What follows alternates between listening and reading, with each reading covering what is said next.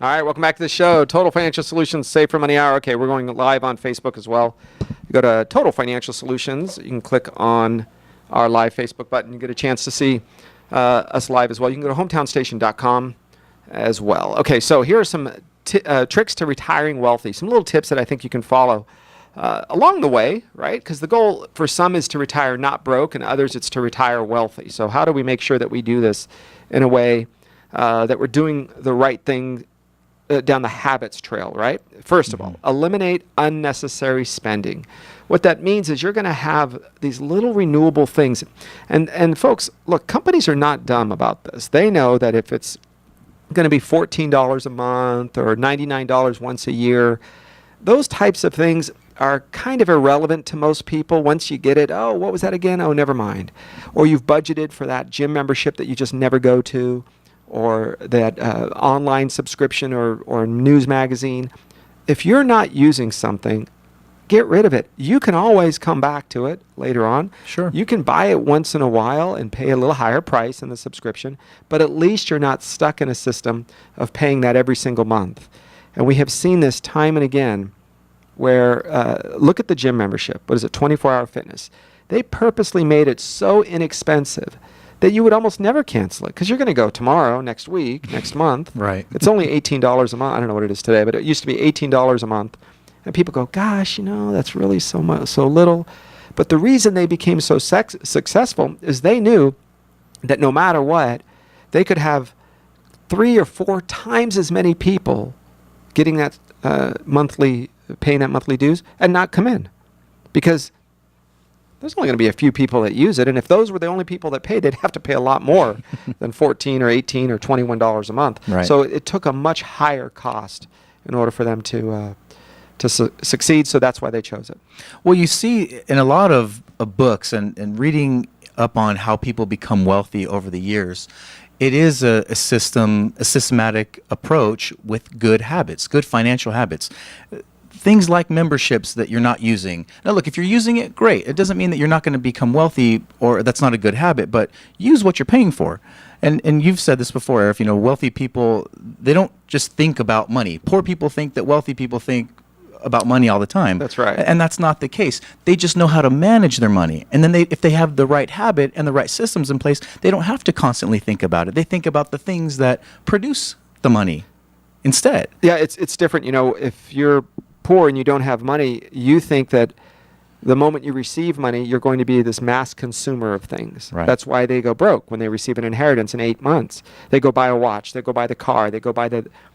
When you're poor in your mindset, you think that no matter what, you're going to consistently go out and just buy when you receive money. Wealthy people in the rich mindset will say, how can I invest to turn that into more money? Then when you ask the poor person, they say that guy or gal is greedy. Mm-hmm. When you ask the rich person, they say, why is that person buying stuff that they know for sure will go down in value? Right? I mean, do you understand that? When you buy a car, and I love cars, don't get me wrong, when you drive it off the lot, it is now worth less than you paid for it 5 minutes earlier. And every day that goes by, it is worth less and less and less money. And yet, people will go spend their last dime on something that for sure goes down in value, rather than buying something that can go up in value. So look at the difference, because in most people's lives, you have accumulated a lot of things that go down in value. Add them up. I always say this. You want to test if you're poor or rich in your mindset? Here's a pretty simple trick.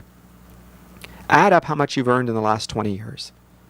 Now, if you're younger, maybe it's 10 years, but whatever it is, add it up.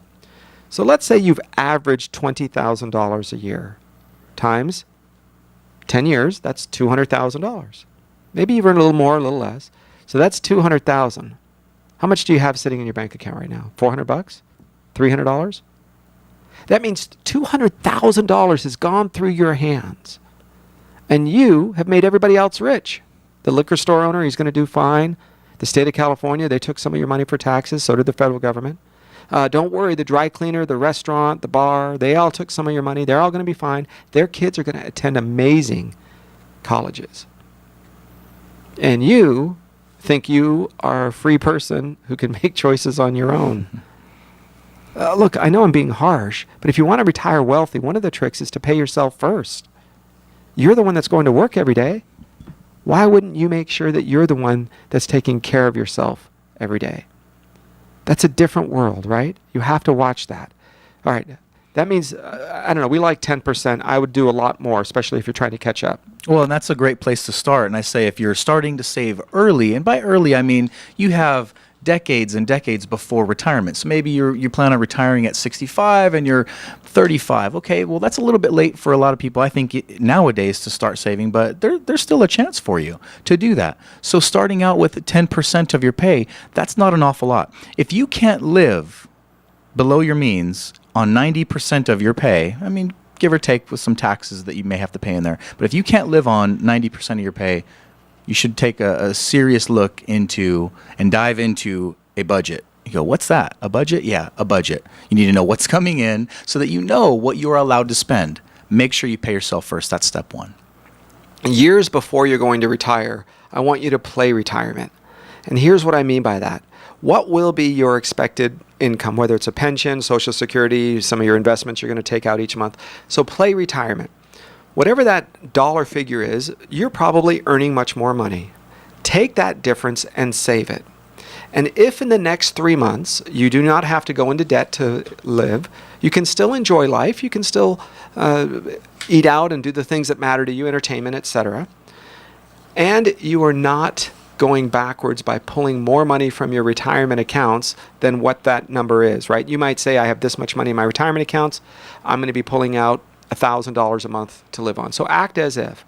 If you could live for the next 3 months as if you were retired, then you can now financially retire. Because yesterday you were spending a lower amount, even though you were earning this. Tomorrow you're going to be earning a lower amount, but you're still spending that same amount. That's great. You can do it.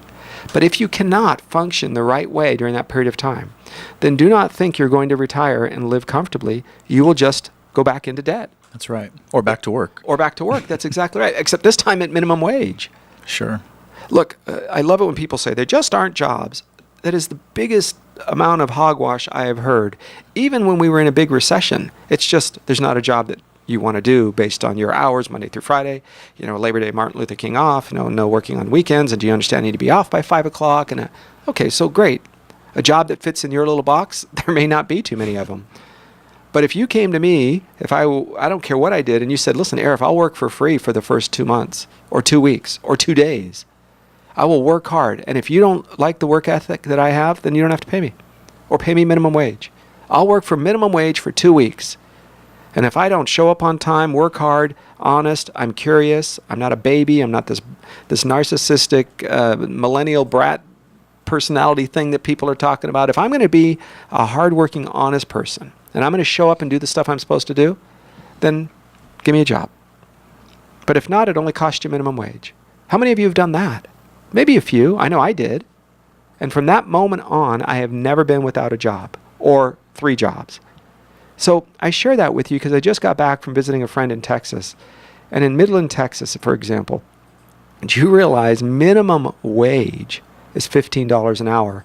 Now, not on law, right? Whenever you think the government's job is to tell people what to do you realize it doesn't work? Look at healthcare. Look at workers' comp. Look at all these regulations and the EPA and all this baloney. It just doesn't work. People don't do it. They just run away or they do something different. But over there, minimum wage is still $6 or $5. But because there are more jobs than people, and there's opportunities to make $60,000, $70,000, $100,000 a year when you're 18 years old, the companies have to pay you more money. So now you are worth more. So you show up, you work hard, you're going to make a lot more than $15 an hour. But they also can fire you because of any reason, just like you can quit for any reason. It's not a slavery setup, right? It's the normal. So when you have a place like that, when homes are $250,000 or less, when gasoline is about $2 a gallon, what causes people in a place to say, I'm going to be on government assistance, I'm going to sit here and ask for something? I understand your kids are here, your grandkids, your job, your mom, your sister, your brother, and meanwhile you still need to eat dinner. So you got to find a place. There's jobs all over the place in LA, here. Trick to becoming and retiring wealthy is to build the habits today.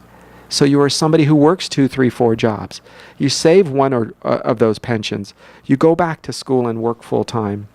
You study in the middle of the night when everybody else is working or they're sleeping. And you do the hard work that is above this little bubble or box that says, you know, my job has to fit in this little box or it's just not for me. You talk to any wealthy person, I mean of substantial wealth, and they will tell you that there was probably a good amount of their lifetime was built around sacrifice. It's not about getting everything today. It's not about keeping up with the Joneses. It's not about just because I have it, I can spend it. You have to pay yourself first. And you may say, look, my company doesn't have a 401k or a retirement plan. Wah, go start your own. Yeah, you can start your own retirement account. And if you're under age 50 years old, it's $5,500 per year. If you're older than age 50, then it's $6,500. So it may not be as much, but it's a start. And goodness gracious, do you know that you could learn to speak French on the computer right now? You can learn. You can learn to speak Chinese. You can learn to build a nuclear reactor. You can learn to start a job. You can learn how to become wealthy. You can learn to start any kind of business online. So when folks are out there saying, oh, I just can't learn, you can do anything you want. People have eBay businesses and Amazon, and they learn how to start software things that I don't even understand. And they can do it. Go to any of these coffee shops in the middle of the day. This is my favorite. You go there in the middle of the day, and we wear shirts and ties to work, and in there you have kids that didn't even brush their hair. I say kids, they're probably 22 or something. Didn't even brush their hair. They're still wearing their pajamas for some reason. You all think that's a fashion statement. And they're sitting there at the computer, and they're working, and they're making money. And you go, my goodness, when other people are on the freeway going to work and coming back, and you actually are earning some income. That's a pretty cool thing when you realize the self-sufficiency. Things like that don't really happen in too many places except right here in America. That's pretty exciting. And this day and age, I mean, people 30, 40 years ago couldn't have this conversation. That wasn't even an option. It was if they were going to create it or wait till it got created. But today's day and age, we can do anything, and it's actually amazing to hear stories about how people have become wealthy, starting businesses out of their garage, and 3, 5 years later, they're making $1 million a year, and now they say, I don't know what to do with all this money. And being resourceful. Yes. That's really the bottom line when it comes to Americans, is being resourceful, being that person who goes out there and learns how to create something out of nothing. And the first time that's ever happened in history is in the last 10 or 20 years, when you see the ability to create something out of nothing. And your parents' heritage and background has almost nothing to do, right? If your dad was a doctor, chances are you became a doctor. If your mom worked in the fields, chances are you worked in the fields. Or if she was a maid, you were a maid, right? That was the social stratosphere, unspoken maybe. But today, we have clients that are doctors, and you go, what did their mom do? Oh, my mom was a housekeeper at a hotel. What? That blows the mind of the normal, everyday person who thinks that you're supposed to live in some social box. Today you can do anything. But the more you sit back and become a victim, or you become your racial identity, or you become your sexual identity, and that's who you are, as opposed to a human being and an American, I think you distract from your efforts. So then immediately I hear, well, Arif, you can do both. How's that working out for you? Right? Mm-hmm. These people cover their faces when they destroy Berkeley and some of the other places because they're ashamed and they don't want to go to jail. Not because they're proud of what they do. Right? If you started a company and employed 15 people, you would have your name out there and your picture on their website. But if you're destroying property and calling everybody a racial slur, you're probably kind of covering your face and wearing all black, right? So be powerful. Here's another one. Take advantage of the employer match. Did you know that there are some companies that have employer matches, but they won't give you a match unless you put money in? And there's the company doesn't line you up to tell you about this. You have to actually go through and know about this. So where do you learn? You learn about this from other employees. You sit down and you say, let me see what our benefit packages are all about. And they say, well, after 6 months or after a month or after a year, whatever the deal is, if you put in money, we'll put in money. And sometimes people say, gosh, I just can't afford to put in money. Fine, but do you realize you're missing out? And you can't. I want you to always get that free money. That free money matters more than anything because that's an immediate interest rate return. Did you know that? If you put in $50 and they put in 50, that's a 100% rate of return. That's a growth that is almost unparalleled, and you can earn that. That's very, very important. Okay, second. Let's think of this, Jeff, because we see this when people get pay raises consistently. Well, and this goes back to that habit that we talked about earlier in the show. If you start backing your life into 100% of your income, you're going to run into some trouble sooner or later. You think, well, you know what, gosh, if only, look, I make $3,000. If I could make $5,000 a month, my life would change. And then you make it to $5,000 a month, and then your life still didn't change, and kind of scratch your head, wonder what, you know what, it's $7,000 a month. As soon as I make that much, and you set that bar out a little further, but every time you get a pay raise or a bonus, or you look back and go, gosh, I can't believe I made that much money last year. Where did it all go? It's because those habits weren't in place to save some of that money and put it aside and not spend it. So if you're backing your life into 100% of your income, every time you get a raise, that's a definite no-no. You're going to want to save some of that. It doesn't have to be 100% of it. Maybe you develop a little strategy and you say, okay, every time I get a pay raise or a bonus, I'm going to take half of that and pay off debt and put half towards my retirement, or gosh, even an emergency account, so that next time my tire blows or my my refrigerator stops running, I have to dip into my 401k and take a loan out or take money out of my retirement account. We've seen that so many times. Every dollar you produce or earn has a job to do. Put it in its right bucket or envelope or jar, for that matter, and only pull from those jars when the job is called upon. You know, one of my favorite things, Jeff, is when you receive a pay raise. Yesterday you lived without that money. Tomorrow live without it. Right. Take it and save it. That's how I did it. At 18 years old, I lived at home and I didn't have a whole lot of expenses house-wise. So I just took half of it and saved it.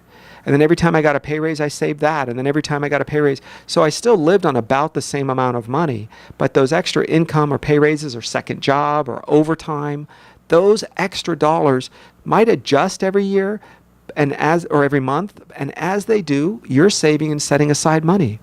Then when the time comes, when a year, 2, 5, 10 years down the road, you're not going to go like, look, drives me crazy. My son is saving for a car. I'm like, are you insane? Why would you teach your kids to save for a car? Cars go down in value. You just taught your kid to be broke. Teach your kids to take Uber or a bus and save for an asset, something that goes up in value. That's what rich families do. They don't sit around the table and talk about, oh, I can't wait to buy something that goes down in value, son. What? No. They're like, no, look, we've accumulated our wealth slowly, methodically, because of our habits, because of our thinking, and because we buy assets. And the home you live in, surprise my real estate agent friends, is not an asset. Because even if it's paid off, you realize you have to still pay the property taxes and the maintenance. Now, if I own a home and you pay the rent, bingo, it's an asset.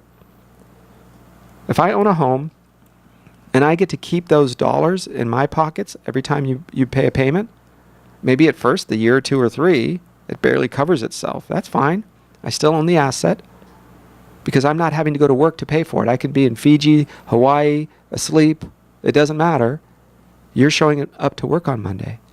And if somebody is renting your real estate, or if you have your investments in companies or mutual funds or annuities or whatever you might have your money in, the stock market, I don't care, and you have those dollars out there, you're not showing up at the company.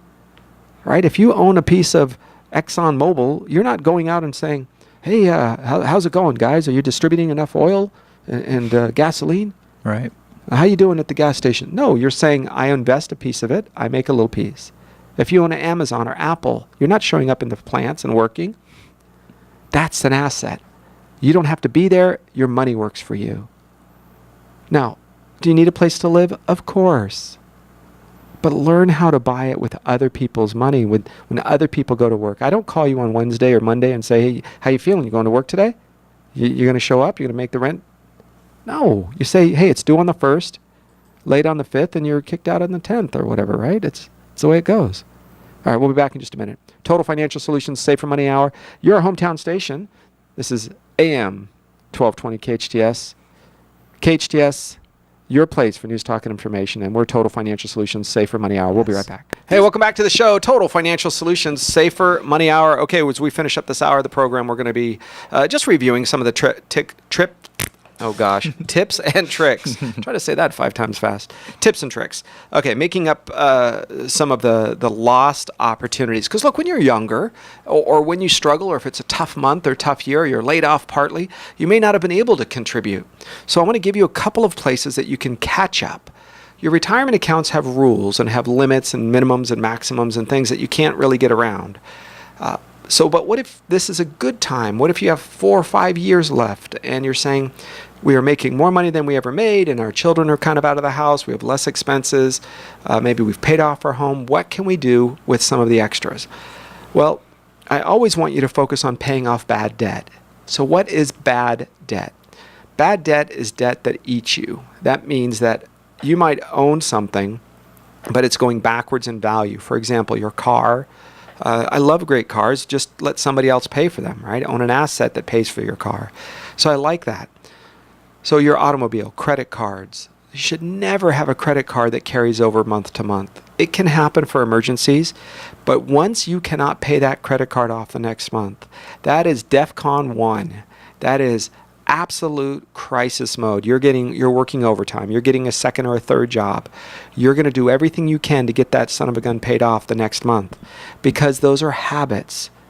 If you think it's only this much, it's only that much, you'll begin to change the way you see money and you become broke. Goodness, you guys, look at the people in your lives. Look at mom, dad, sister, brother, cousin, aunts, uncles, friends. And look at the ones who've made good financial choices. They are doing so on accident because it's just part of who they are. Some are on purpose. But when you're broke, that's an on-purpose thing. To become wealthy is to be observant. When you want to retire and you want to be wealthy, look at the people in your lives that do not have just the stuff. Right? There's 37-year-olds out there with fancy cars and boats and these big houses in Santa Clarita or in the hills of the Antelope Valley. And oh my gosh, look at that house. It's beautiful. They have a trailer and 4 motorcycles and Sea-Doos. And those are the people to avoid unless they own a business or inherited money and that's what they spent their money on, fine. But if they're paying for those things and they don't have, before they ever bought any of those things, multiple assets, businesses that they invest in or real estate or stocks, bonds, gold, annuities, I don't care, that is paying them monthly or could pay them monthly, then these are people that are just blowing money. And guess what? The motorcycle you buy today, the boat you buy today is going to be worth less money tomorrow. But your payment stays the same. You realize that? You pay the same payment on a 5-year-old car the day you buy it in 5 years from today. Would you buy? Look around and find a car that's 5 years old if you have a 60-month loan. $497 a month, great. You find that car and you say, oh, I would pay $497 a month for that car. Great, then you probably should. But if you're saying, well, look at the dents and it's got some scratches and it's kind of dusty and look at how many miles are on the car, I don't want to pay that money for it. Have you seen the new model? Yeah. And the industry is not dumb. Their job is to kind of flip you into the next new car. And a few months before your lease is up or your buy is up, have we told you, we'll buy your car off, whatever it's worth, we'll pay you. Of course. Of course. The goal is prison over and over and over. It doesn't end. I know someone that had to go to a different style of car, a different manufacturer, because they were using up the credit and rolling over the last month and the carryover.